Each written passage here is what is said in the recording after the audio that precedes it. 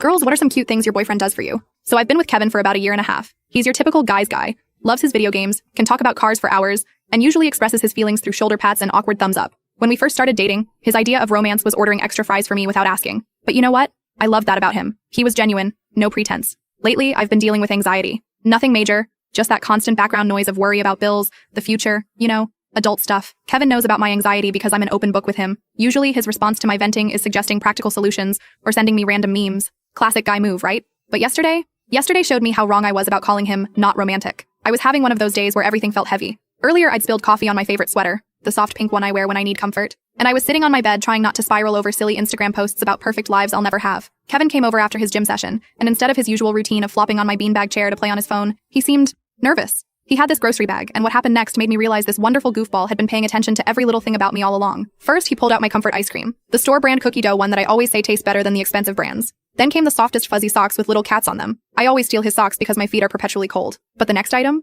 That's what started the waterworks. He brought out this tiny succulent in an adorable pot with pandas on it. You guys, this man, who knows nothing about plants, had gone to 3 different stores to find a cute but hard-to-kill plant because I once mentioned wanting to be a plant mom but having black thumb energy. But wait, it gets even sweeter. He pulled out this worn notebook, all crumpled like he'd been carrying it around forever. Inside were these lists he'd been making for months. Not just any lists, the most detailed, thoughtful observations about tiny things that make me happy. How I do a little dance when I find matching socks in the laundry. The specific way I eat Oreos. Twist, scrape, then eat the cookies separately. That I name all the neighborhood cats, including the grumpy orange one I called Sir Floof. How I always send him pictures of dogs I see on the street with captions like, rate this cloud 1310. The fact that I have different blanket preferences based on my mood, fuzzy for sad days, light for anxious days. That I talk to my plants when I water them, even though they're fake. How I organize my snack drawer by emotional support level. He'd even noted down the exact way I take my tea when I'm sick. 1 honey, steeped for exactly 3.5 minutes, tiny splash of milk. And that I need the perfect pillow nest to watch movies. 2 behind, 1 for hugging. When I started crying, because how could I not? This sweet man panicked so hard. He started apologizing, thinking he'd messed up, saying stuff like, I can take the plant back.